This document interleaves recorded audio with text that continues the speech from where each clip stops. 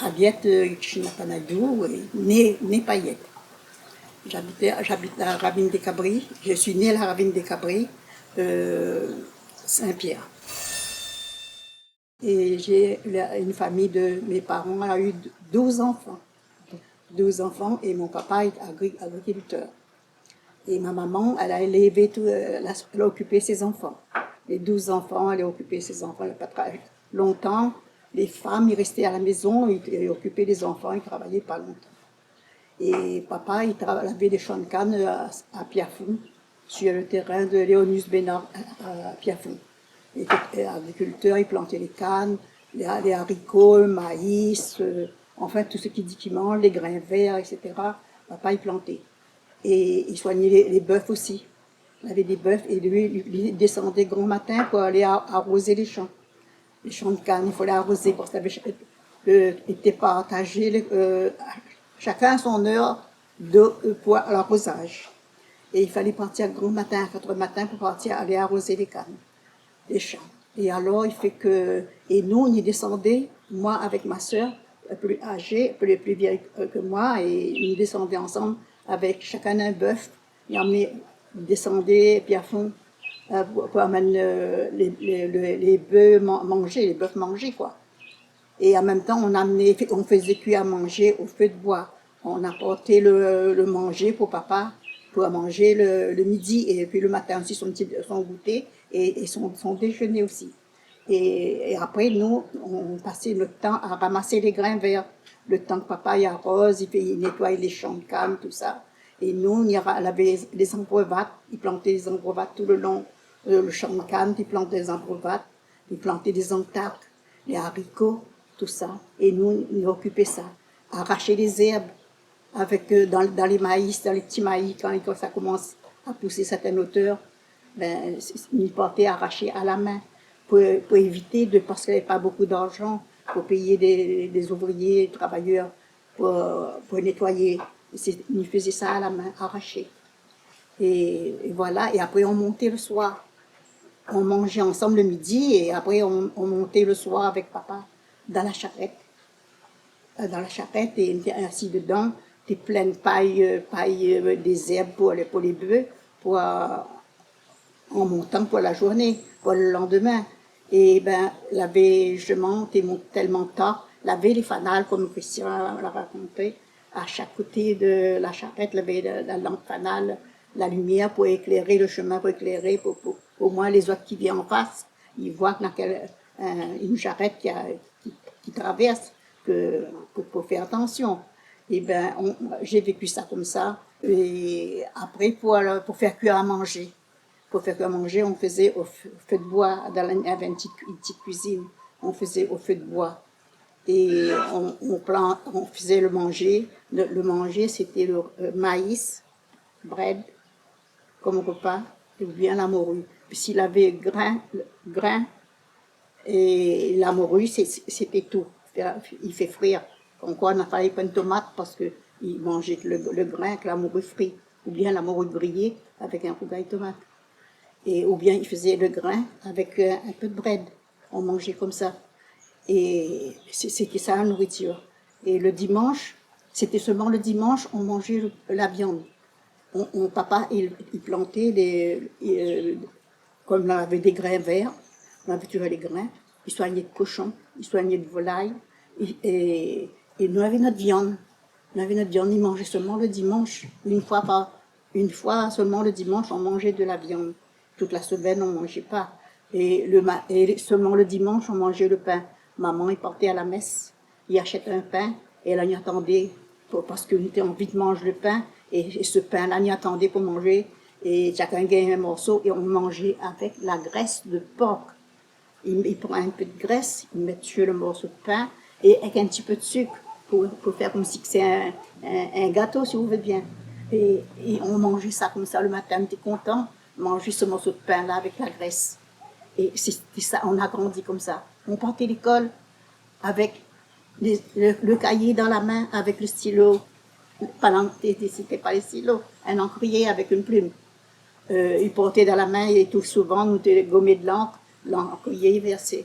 Ou bien la main gommée de l'encre, parce que la plume n'était pas bonne, toujours un problème. Mais on a écrit aussi avec la plume de poulet. On faisait la plume avec, on taillait le bout de la plume volaille, on faisait un bec pour pouvoir écrire avec, faire la plume. Et après, ben voilà, et on partait les pieds, l'école pieds nus. Pieds nus, on n'avait pas de savate et pas de chaussures, et une seule robe pour aller à la messe le dimanche. Un vêtement, c'est pour la messe le dimanche, et deux robes pour aller à l'école. On est aidé les tâches ménagères pour laver le linge, on lavait une roche, à laver une roche et une grosse pierre. On frottait avec le coton-maïs. Frottait le linge avec le coton-maïs pour laver. Il y avait des bassines de l'eau à côté, et puis tu prends de l'eau pour mettre dessus, avec le savon Marseille pour savonner, et puis après, une bassine, c'était pour le rinçage. Une bassine, c'est quand on est en train de frotter le linge, pour mesure quand on lui savonne, lui brosse, lui prend un petit peu de l'eau, et on va dessus pour pouvoir rester mouiller le linge, le vêtement. Quand il finit, il faut c'est bien rincer et étendre sur une corde, étendre le linge et le repassage pareil. On mettait le charbon, allumer le charbon, il fait un feu de bois, il ramassait le bois sec et le bois, il faisait le charbon et là après on met le fer debout comme ça devant pour chauffer. Et là, le fer est salé, il noircit. Il fallait avoir un chiffon exprès pour essuyer bien le fer pour pas qu'il salisse le linge. Parce que ça, le linge est dans des taches noires dessus. Il fallait nettoyer, essuyer bien le fer. Et s'il a sali, tu es obligé de nettoyer le linge, soit par un chiffon, quelque chose, une serviette, une éponge. Longtemps, il prend une éponge. Il reprend un chiffon pour nettoyer l'endroit s'il a sali. Et là, nous-mêmes, on repasse notre linge. Il faisait le repassage comme ça. Et après, il y en a toujours la plus âgée qui fait à manger.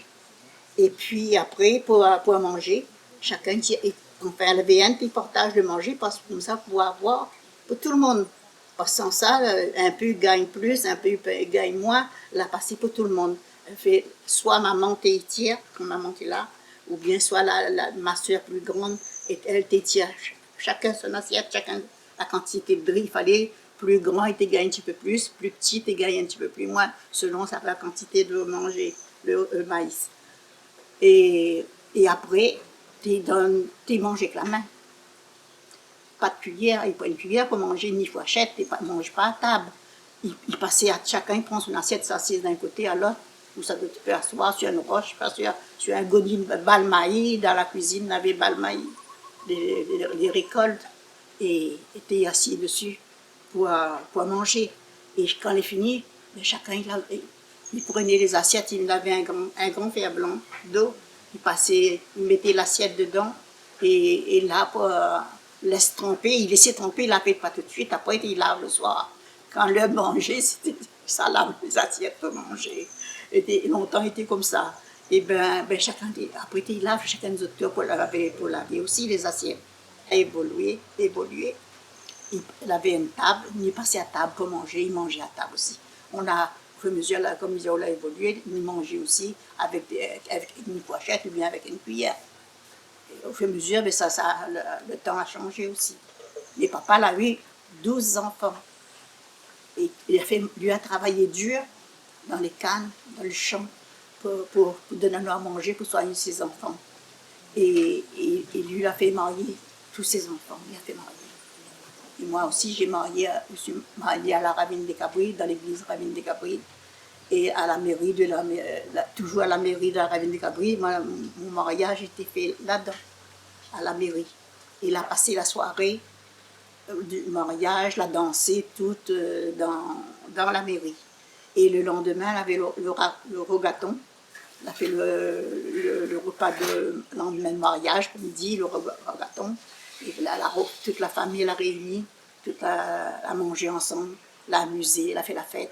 Et moi, juste minuit, longtemps, et juste minuit, il quittait la salle, il mettait un morceau qui bouge, qui danse, qui machin, comme ça, pour la mariée partir. pour la mariée partir à sa maison, pour quitter la salle, pour partir chez elle. Ben, moi, j'ai quitté à la Ravine des Cabris, j'ai parti à Saint-Pierre. Ma maison était à Saint-Pierre, rue Victor Vigoureux. C'était là que ma maison, mes enfants l'ont grandi, toute la Saint-Pierre, au-dessus de la trésor public longtemps, à la rue Victor Vigoureux. Et après, le lendemain, les parents là, les venus chercher à nous pour amener dans mon temps, pour passer la journée ensemble. Mais avant ça, il fallait que contrôle les draps pour voir si tu es encore vierge. Alors, ils contrôlent les draps pour voir si tu es encore vierge, si tu n'étais pas. Et bien là, tout de suite, ils envoient Yahoo, c'est pas Yahoo, ils donne la honte, la famille gagne la honte. Mais non, ben, il fallait attendre le jour de mariage pour faire un bisou, après le mariage pour faire tout ça qu'on a pour faire. Mais avant ça, là, il prend le droit de tenir par la main, toucher. Tu es assis, tu vas à nous quand tu es fiancé. Tous les 15 jours, tu viens, mon fiancé, il venait l'amour tous les 15 jours. Et tu es assise à lui là-bas, moi pas ici. Parce que tension, et là, il va à nous, tension, ni toucher ni l'autre. Tension, il fait un bisou. Comme on l'a marié, il a fallu attendre des fiancés à 14 ans. On l'a attendu 15 ans pour marier. La fiancée, le mois de septembre. Le mois de septembre, j'ai fait mon fiançailles. Moi, j'avais 14 ans. Et après, en novembre, c'était la date de mon anniversaire, le 28 novembre. J'ai eu les 15 ans. Et après, c'est là, en décembre, on a fait le mariage. Je me suis mariée le 24 décembre. Le 24 décembre. Elle a attendu les 15 ans résolus pour faire le mariage. Et voilà, on l'a marié. Là, parce qu'il n'y avait pas l'âge, il fallait attendre 15 ans, c'était un âge que je pouvais faire le mariage, mais en même temps, c'était 21 ans, j'étais majeur. Et là, c'était 15 ans, il fallait les parents étaient là pour signer, pour donner le consentement. Le consentement pour quoi que tu acceptes mon mariage à 15 ans. Elle a fait la demande de mariage.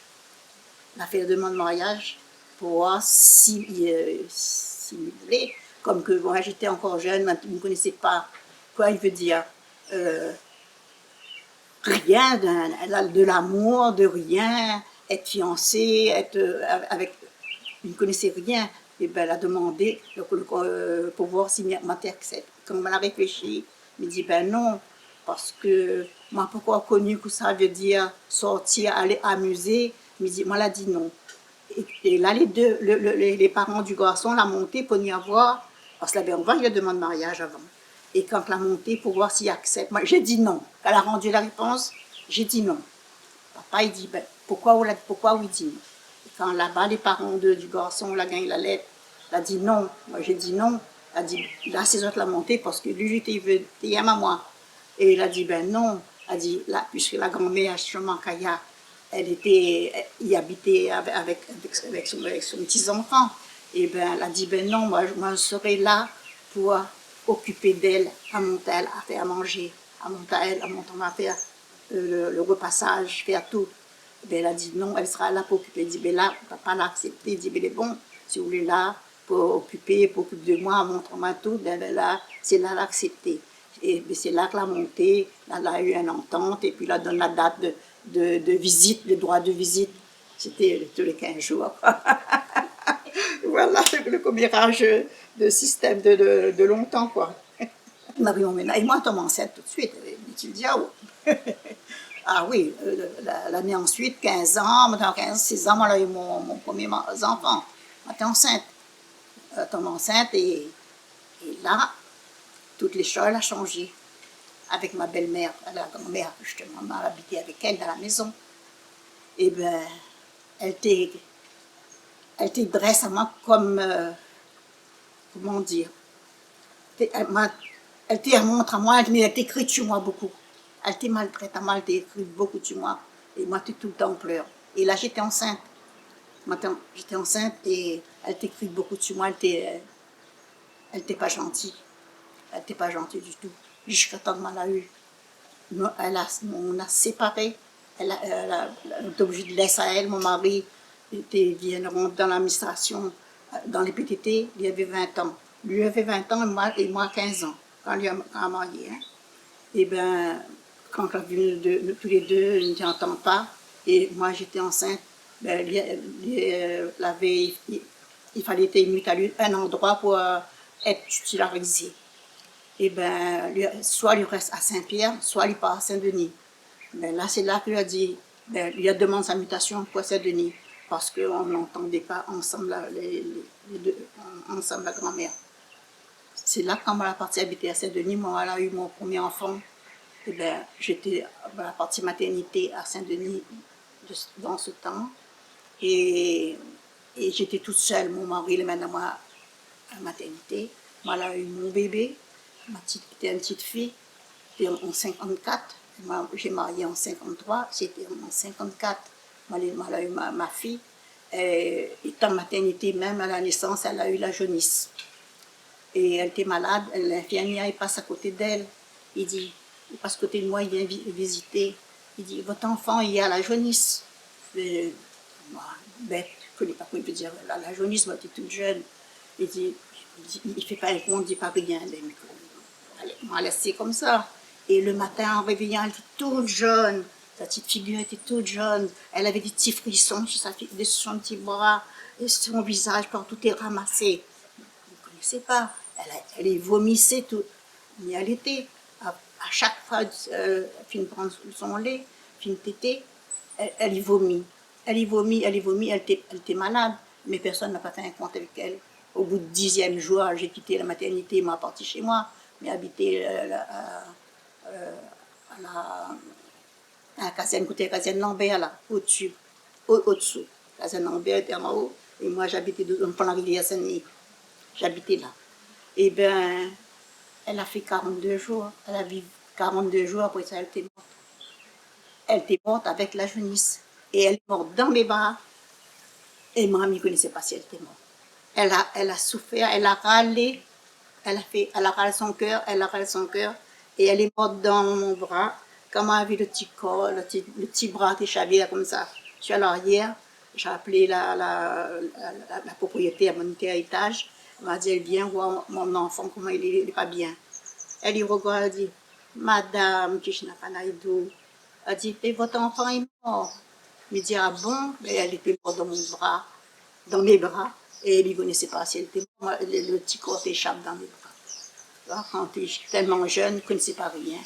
Et là, c'est là qu'après, on a quitté à Saint-Denis, on a retourné habiter à Saint-Pierre.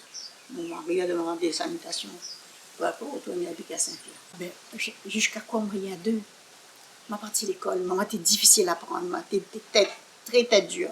Non, tu ne rentres pas, il apprend. Tu apprends beaucoup, il apprend, mais tu ne retiens pas. C'est impossible de retenir. Je connais un instant, il récite. Quand il l'école, il ne gagne plus. Il ne gagne pas répondre rien. Et pourtant, on l'a appris, il ne gagne pas réciter. Tellement, moi, il cache derrière les élèves pour pas qu'ils appellent à moi, pour l'élève debout, pour un tel élève, votre tour répond, réciter votre leçon, votre récitation, ça clave pour. Non, moi, tu caches à moi comme ça. Quand il voyait, moi, tu caches à moi comme ça, moi, tu ne veux pas lever, ben là, c'est là que tu appelles à moi. Aliette, Aliette, debout, réciter telle chose. Ben, il dit 2 mots, après, il ne connaît plus. Ben, on l'a doublé. 1 fois, 2 fois, quoi moyen 2. Et après, maman entièrement à l'école, parce pour occuper les petits. Moi, je ne gagne pas à prendre l'école et elle a besoin de moi à la maison. Hein. Et moi, je m'occupe des enfants, moi, t'occupe des enfants. Et c'était moi qui occupe les petits. Moi, t'occupe des enfants. Maman, tu prends le chemin, ça va. Et moi, t'occupe des enfants derrière. Voilà. Au début, c'était en paille. Elle a toujours été en paille. Et quand elle a fait mon mariage, la maison était en paille. Elle avait 4 chambres. Elle avait 2 chambres. On était à 12. Et une chambre pour papa et maman. Et les 2 chambres, c'est pour les autres enfants. Tout est dehors à 4 dans le lit. Et 2 par là-bas, 2 par ici, les pieds croisés comme ça dans l'autre lit, sur une paillasse en paille. Et pas dire soit les feuilles de maïs sèches, ou bien la paille canne, ou bien les feuilles de bananes sèches, des fils paillasses goni. Et on dormait là-dessus. Ça, c'était notre lit. Et bien, à un moment donné, ça écrase. Il enterre la paille. Comme j'ai fait dormir dessus, ça écrase. Ben, on a vécu comme ça. Mais nous, t'es bien, c'était notre vie, comme ça. Et pour baigner, tu prends une bassine d'eau, tu ne douches pas longtemps. Tu ne connais pas, si tu brosses dedans, si tu connais, il faut brosser dedans, tu n'oublies pas où aller brosser dedans. Et bien, tu prends une bassine, tu laves le pied, et chacun, il lave en plus dans le même lot. Et t'es sale, mais nous ne te rendons pas nous compte. Nous te lave le pied, un il vient, il chauffe de l'eau, il mène de l'eau, il lave, chauffe une casserole avec le chaud, hein, et tu laves le pied. Tu laves le pied, il y a un vieux chiffon, un vieux linge à terre, là nous t'essuie notre pied avec, là pour nous monte au lit direct, parce qu'il prend une sapate, prend une pantoufle, pour mettre le pied dedans, pour aller au lit. Au dernier moment, chacun de toi, tu prends là, à un moment donné, tu changes de l'eau, tu prends, et là, il va au lit. Et le commissaire à 4 dans le lit.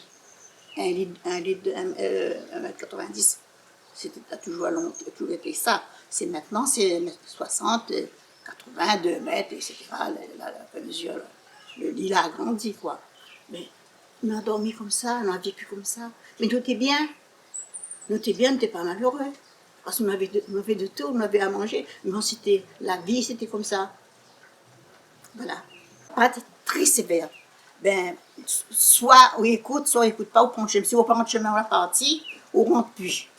Soit on reste dans le chemin, ou on dort dehors, soit on obéit, ou on rentre. Et si on rentre, et si on a fait quelque chose n'est pas bien, et ben, si il faut taper à où, il faut corriger à où, ben, c'est où ça cherche notre fouette. Et notre fouette, nous t'es d'un petit, nous. Parce que nous tombons, ça va faire mal à nous trop. Et bien, tu vois d'un petit, il dit, quoi? Ça, c'est votre fouette? Ah bon? Ben, attends là-haut. Attends là-haut, ma montre en haut, c'est quoi un fouet? Un fouet. Et ça va chercher un fouet, branche pêche. Ou bien des avocats marrons. Je ne sais pas si vous connaissez quoi, la plante des avocats marrons. Mais ça ne te casse pas, ça. C'est comme un fouet, un herbeuf, si vous voulez bien, était très fluide. Alors, tu donnes nos coups avec ça, et il avait des rouleaux comme ça dessus la fesse, sur la jambe, l'endroit où tu tapes. Il avait des rouleaux, et ça était rouge. Et quand on sort là, ben, on est en douleur. Et la prochaine fois, on fait attention. Ou bien, s'il est attiré, on lève sa ceinture, une grosse ceinture en cuir, là, il vient d'en avoir un coup, 2 coups, ou 3 coups. Et moi, a eu une marque sur ma cuisse, comme ça. La ceinture, ça l'a fait un bobo. Ça l'a resté longtemps, la cicatrice. La ceinture de coup de ceinture de papa. Ah oui. Mais voilà, c'était comme ça, les enfants. Si on a fait une bêtise une fois, on ne fait pas 2 fois. Ou ça n'a pas marché, traîner dans la rue, ça n'a pas marché. Tout les restes à la maison. Ils racontent d'histoires. Manger des cuits là. Ils racontent d'histoires. Tout le monde y assise, il écoute, il raconte des histoires, il prend une télé, il prend une radio. Quand il est fatigué ou en sommeil, il s'endormir. Ou bien, laver maïs pour grainer. Il récolte maïs. Des gros balles maïs dans la cuisine. Eh bien, laver le grès noir. Il mettait le maïs pour grainer. Soit il grainer à la main, tout chaque année, il prend un panier ou un sac, une tente, un van. Chacun, il graine cette quantité. Et là, après il s'endormit. Il faut faire travail avant, parce que ça, il faut grainer pour mon le lendemain, pour nous manger. Et nous-mêmes, on est assis à terre, il passe à 2, les jambes, un est comme ça, l'autre est comme ça, pour ne pas fatiguer la personne, une seule personne, pour moun le maïs. Alors là, on est là, comme ça, là, t'es moun le maïs, comme ça, t'es moun. Et après, c'était maman, t'es vanne. Il prend le van, il vanne le maïs, il peut tirer la paille, il peut tirer la paille, ça fait pas bon, tu jettes, et là tu tires le maïs saut, tu mets le plus fin, tu mets de côté, le sac pour manger, le maïs pour manger, il tire le maïs, il y en a 3 façons. Et après le plus gros, il reste mal écrasé avec le moulin, c'était pour les animaux. c'était pour donner le volaille, ou bien il fait cuire pour cochon. Voilà. Et c'était comme ça. À certains temps, on était charreuil de l'eau. Au début, mais t'es pas loin la fontaine. Et dans le chemin là même, souvent il fallait chercher les pointes à la cour, pour faire blanc sur la tête, ou bien la rose sur la tête. Et notre tête n'a pas qui fait mal à nous, là. On prend un chiffon, pardon, un chiffon, et et on enroule pour faire comme un chambly, et pour pas faire mal à notre tête, et là, on porte l'arrosoir pour faire blanc, ou bien tu portes à la main si t'es pas trop gros, tu portes à la main, et tu chapeaules de l'eau. Mais après, avec le temps, on a eu de l'eau dans la cour. Et là, tu ça à laver sur le robinet.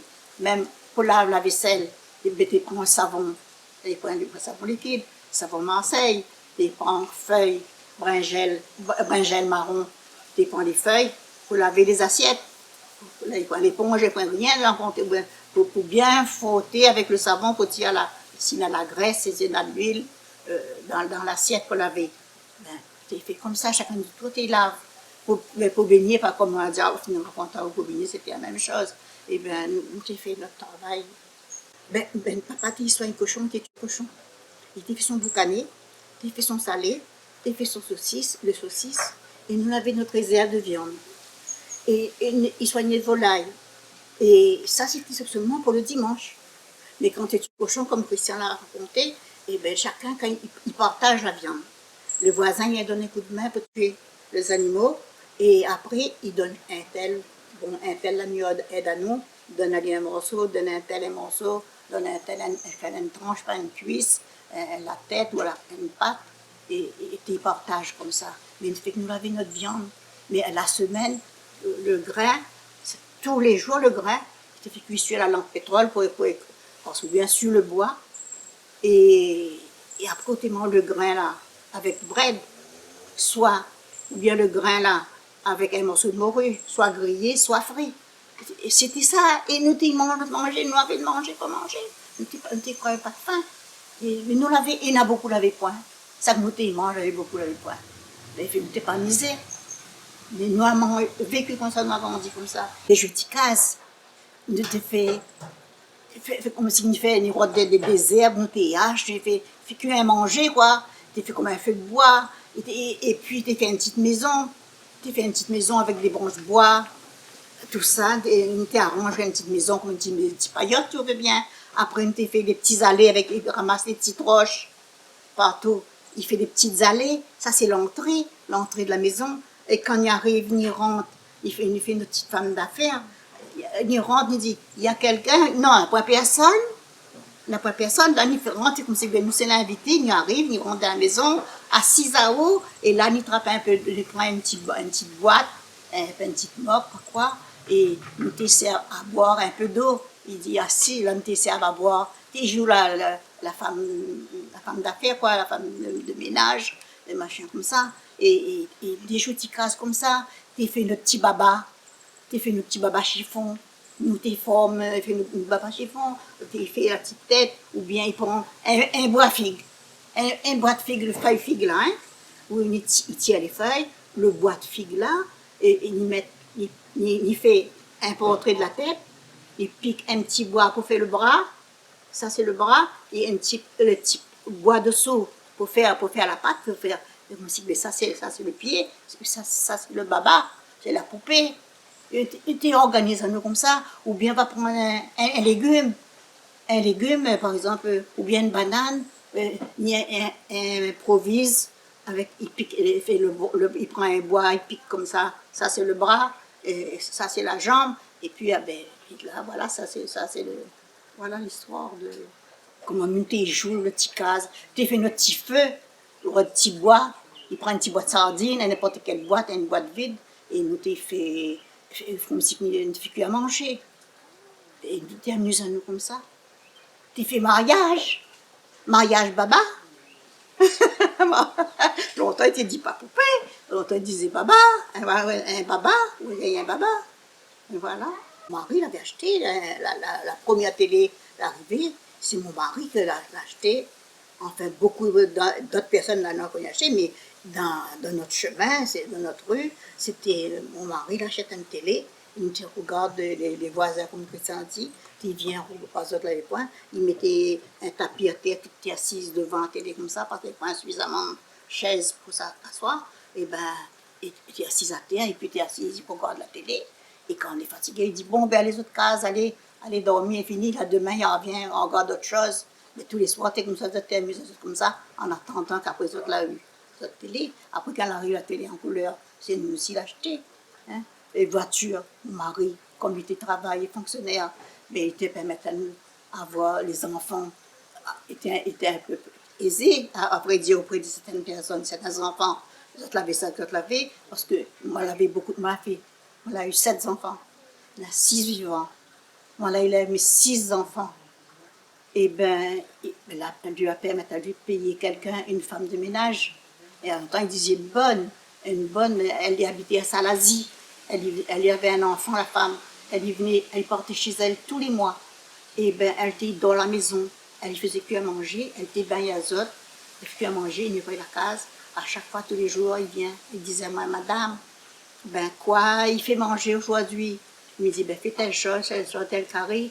Elle prépare ça à préparer. Et une autre fois, comme il ne connaissait pas quoi faire, elle dit, bon, ben m'a faire telle chose, elle vient invente. Elle dit, mais ça, bon, il sait faire. Et c'était elle qui donne aux autres à manger. Mais elle n'était pas à sa table avec nous. Elle nous dit, non, passe à table avec nous, mange avec nous.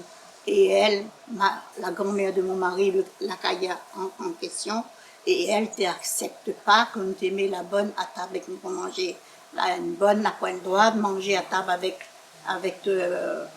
nous. Et il dit non. Et mon mari dit non, elle c'est quelqu'un comme nous.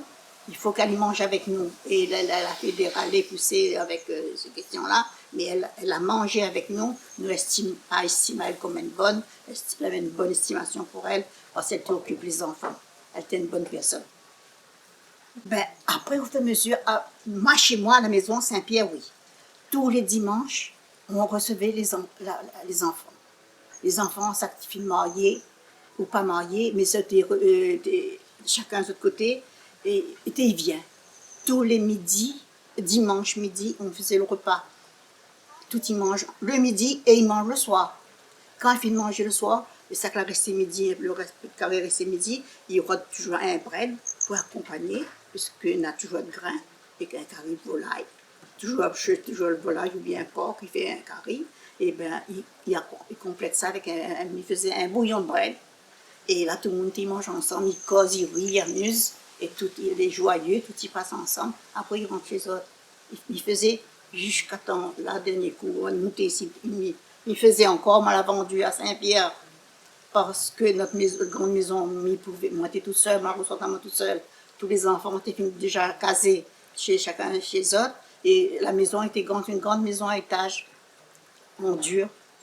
Mon mari l'a fait depuis l'année 62, a construit la maison et l'a vendue en 1999. Elle a vendu en bas parce qu'il n'en sortait plus pour payer la taxe foncière, les dépenses. La maison est en train de tomber en ruine et on ne pouvait plus faire l'entretien, tout ça. C'est là que ça fait 25 ans que moi, je suis là. J'habite là. Voilà.